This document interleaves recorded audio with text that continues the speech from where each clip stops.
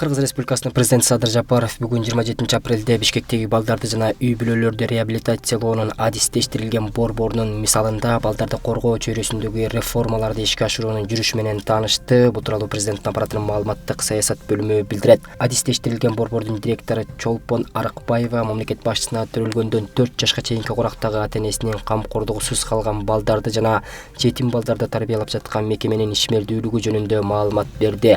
Анын айтымында буга чейин аталган борбордо 100гө жакын бала болгон болсо, асырап алуу процедураларын жөнөкөйлөтүү боюнча жүргүзүлгөн реформалардын натыйжасында мындагы балдардын саны кыйла кыскарган.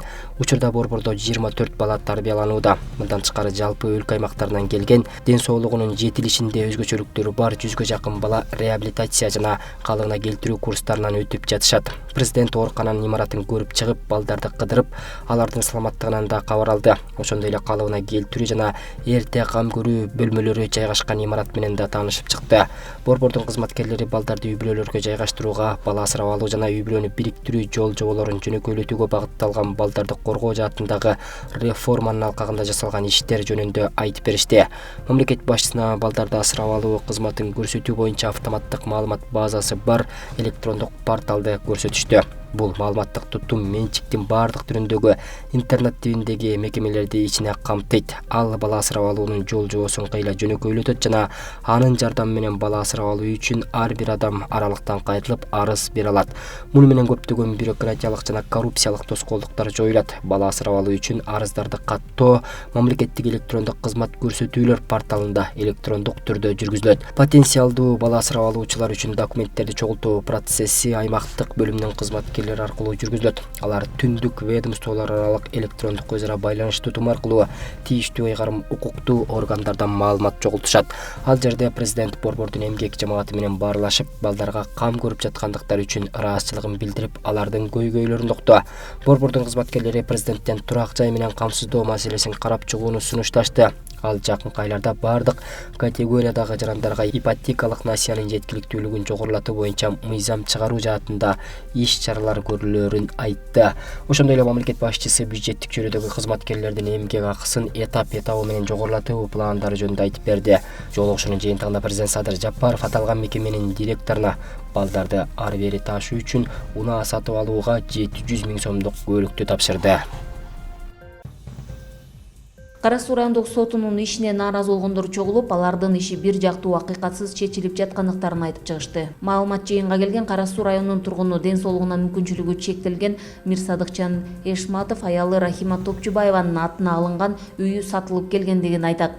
2015-жылы жасалма документтерди жасап, Арстан Махмудов аттуу жаран Дилшат Арапбаевка мыйзамсыз сатып жибергендигин билдиришти. Алар сот аткаруучулар үйүнөн чыгарганы келгенде гана жеринин буга чейин сатылып кеткенин билишкен. Мындан 4 ай мурун үй бүлөнү өздөрүнүн үйүнөн чыгарууга аракет кылышкан. 5 жылдан ашуу убакыттан бери сот иштери менен алек болгон жарандар Кара Суу райондук сот тарабынан алардын иши акыйкат жүрбөй жаткандыктарына нааразы. Кечээ күнү Рахима Топчубаева соттун имаратынан күч колдонуу менен чыгарылган. Мен кечээ Кенжебаев дегенде ушунтип барып неме кылсак, наркы тарапка чыгарып койгону менин колумду кайрып, мына колдорумду кайрып антип көгөртүп, башым айланып ушул аркылуу мен өзүм 5 жылдан бери эпилепсия касал ашырып алдым. Ушул соттордун айынан барган эле соттордон жеңилип каламын. Башка жактан бар жогум туура, мыйзамдуу, закон тууралуу туура чыккан. Документтерим полный. Мынантип кайрып сүдүрөп мени чыкты. Эпилепсия болуп эсим ооп жатып калсам, жок, сен бул жерде чыгышың керек деп Кенжебаев Нурлан сүдүрөп алып чыккала эшикке деп мен ошентти. Махмудов арызлан сатып койгон фальшивый документ кылып, кылчатка сатат бу кыздатыдан. Азыр дагы мана тергөөдө ишип жүрөт. Тергөөдө мана бет ташуу болду, мана кагазы турат. Бет ташууда у бала айтат: "Мен саткан жокмун, Махмуд деген бала сатты." Биз айтып жатабыз: "Сен Махмуд экөөң кошо саткансың" деп айтып турсак дагы да Махмудду таппай атат. Махмудду издесек өлүп калды деп чыктышты. Мен айттым тергөөчүгө: "Махмуд өлүп койгон болсо, жана жаныңда тириги турат. Шунга иш козго. Мана мынабу" десем, у айтып турат: "Мен саткан эмесмин Арапбаев Дилшатка. Махмуд деген бала саткан" дейт. Махмуд бала деген бала саткан эмес. Кошо саткансың экөөң деп айтып, шунда чыркырап турсак дагы тергөөчү дагы иш козгобой турат азыр. Шаардык мэрия Бишкек шаардык кеңешинин транспорт жаатындагы айрым токтомдордун өзгөртүү киргизүү тууралуу токтом долбоорун укуктук жөнгө салууну талкуулоо жана сунуштарды жыйноонун башталганын жарыялайт. Документтер айтылгандай, жөнгө салуучу таасирди талдоо учурунда мамлекеттик жөнгө салуунун төмөнкү варианттары каралган. Биринчи варианты бардыгын ошол бойдон калтыруу, экинчи вариант муниципалдык коомдук транспорттарда жол киренин 11 сом, жеке фирмалык ташуучулар классындагы автобустарда жол акынын баасы 15 сомго көтөрүү менен Бишкек шаардык кеңешинин токтом долбоорун кабыл алуу. Үчүнчү альтернативдүү жөнгө салуу варианты муниципалдык коомдук транспортто жүрүү тарифтерин белгилөө менен Бишкек шаардык кеңешинин токтомунун долбоорун кабыл алуу. Автобустар 15 сом, троллейбустар 11 сом, жеке транспорттук компаниялардын бардык класстагы автобустары 19 сом. Белгиленгендей, эксплуатациялык чыгымдардын жана инфляциянын деңгээли өсүп жаткан учурдагы тарифтерди мурдагы деңгээлде калтыруу менен жеке транспорттук компаниялар тарабынан жүргүнчүлөрдү таш боюнча кызмат көрсөтүүлөрдүн сапатынын мындан ары төмөндөшүн, абалдын начарлашын, жүргүнчүлөрдү ташуунун эрежелеринин бузулушу, шаардык каттамдарда колдонулган кыймылдуу курамдын жаңылоонуу темпинин төмөндөшүн, унааларды өз убагында оңдоонун жана линияга киргизүүнүн топтоочу резервинин азайышын күтүүгө болот.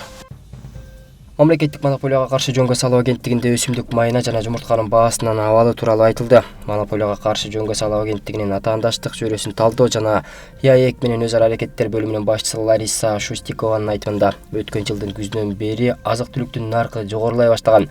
Бул башка товарлардын кымбатташына алып келди. Өткөн жылдын ушул мезгилине салыштырмалуу өсүмдүк майына болгон баанын өсүшү 76% түзгөн. Кыргыз Республикасында өсүмдүк майы эң аз санда өндүрүлөт. Эгер Кыргыз Республикасынын жылдык керектөөсү 100 000 тоннаны түзсө, өлкөдө жылына 12 000 тонна гана өндүрүлөт. Жумурткага байланыштуу дагы ушул эле абал. Бул жалпы 45% түзөт. Ал эми калган 55% Казакстандан импорттолот. Жумуртка дагы өткөн жылдын сентябрь айынан бери кескин кымбаттады. Баасы 34% өскөн, деди ал. Шустикова монополияга каршы жөнгө салуу агенттиги азык-түлүккө болгон бааны кармап туруу боюнча бир катар чаралар көрүлүп жатканын билдирди. Товар ташуучулар жана өндүрүүчүлөр менен туруктуу иштер жүргүзүлүүдө. Ири соода тармактары продуктунун 4 түрү боюнча арзандатууларга макулдашышкан.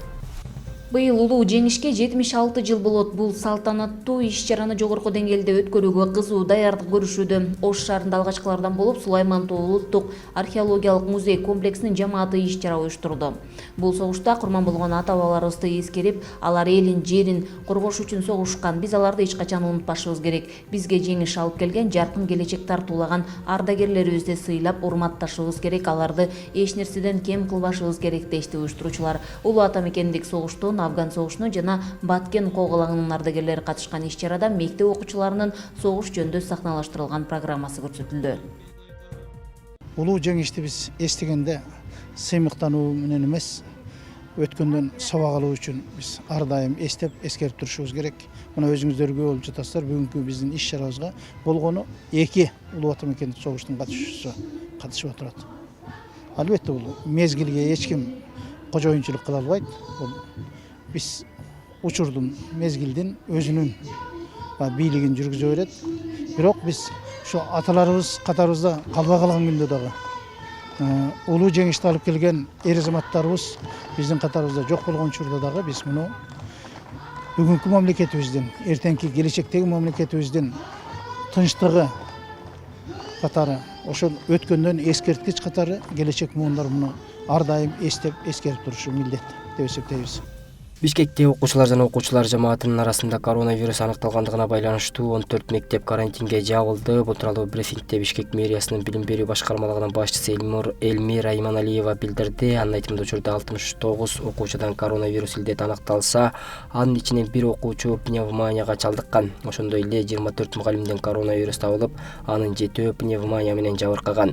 Бүгүнкү күндө COVID-19 байланыштуу 14 мектеп онлайн окутууга өткөн. Кечээ 26 апрелден 4 мектеп 2 апталык карантинден соң кадимки режимде окуй баштады. Бирок ошол эле күнү 5 мектеп карантинге жабылды. Эгер эпидемиологиялык абал туруктуу болсо, 9 мектептин окуучулары карантинден кайтышат деп билдирди ал. Мындан тышкары билим берүү башкармалыгынын башчысы белгилегендей, Бишкекте ошондой эле 2 муниципалдык бала бакча карантинге жабылды. Анткени бала бакчанын кызматкерлеринин арасынан коронавируска чалдыккан 5 учур катталган. Ошондой эле 1 бала бакчанын даярдоо тобу дагы 2 апталык карантинге жөнөтүлдү деп белгиледи Иманалиева.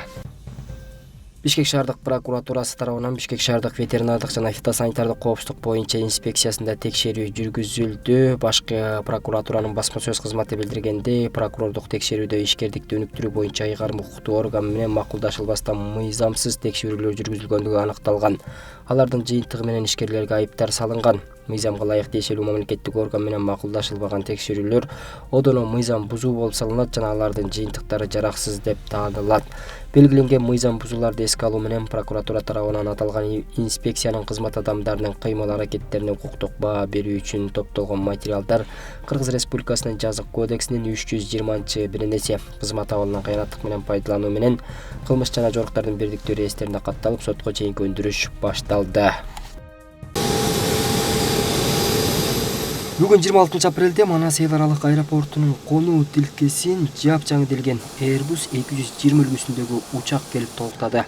Аны атамекендик Air Manas жеке авиакомпаниясы сатып алып, авиакомпаниянын паркын жаңыртууга, жүргүнчүлөр үчүн ыңгайлуу шарттарды түзүүгө жана компаниянын учуудагы картасын кеңейтүү менен бирге Европа биримдигинин кара тизмесинен чыгууга болгон аракет экенин билдиришет.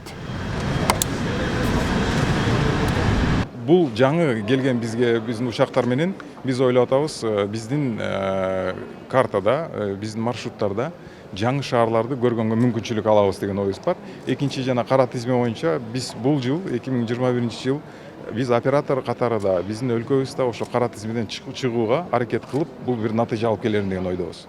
Жаңы келген учак 3 айда аз саттап, ушу да башка учактардан 50% аз чыгат. Бир класс бүлгүгө жасалып 145 орунга ылайыкташкан. Алгач көлөмү ички каттамдар менен ишин баштаган турат.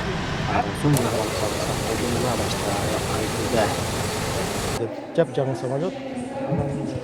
Расход топлива, бунуку карасаңар Airbus 320 деген бар. Примерно 25-30% кемирээк. Биринчиден местный рейстер болот. Эмне дегенде Ошко. Андан кийин булар пландары бар. Москва, Стамбул, Эмираты.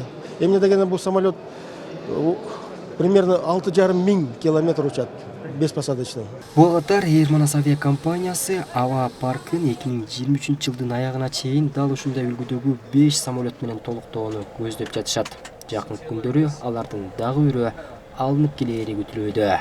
Бул биздин алгачкы учак. Мындан кийин биздин жакын кыска убакытта көрөсүңөр биздин дагы бир самолетубуз келет, учагыбыз келет. Анан кийинки этапта биз региондук жанагы чакан, ыкчам жанагы биздин Баткен болсун, Ысыкөл болсун, жана башка шаарларга учуучу планда экинчи этапта ошол планыбыз бар. Бул иштин алкагында Кыргыз Республикасынын транспорт, архитектура, курулуш жана коммуникация министри Гүлмира Абдуралиева да Манас авиакомпаниясынын жетекчилигине жана өкүлдөрүнө авиакомпаниянын паркын жаңыртууга, жүргүнчүлөр үчүн ыңгайлуу шарттарды түзүп жаткандыгы үчүн ыраазычылык билдирди. Ошондой эле ал дагы көрүлгөн аракеттин бардыгы Европа биримдигинин кара тизмесинен чыгуу экендигин айтты. Бакытбек Болсунов, Бакыт Жапаров, Азия ТВ, Бишкек.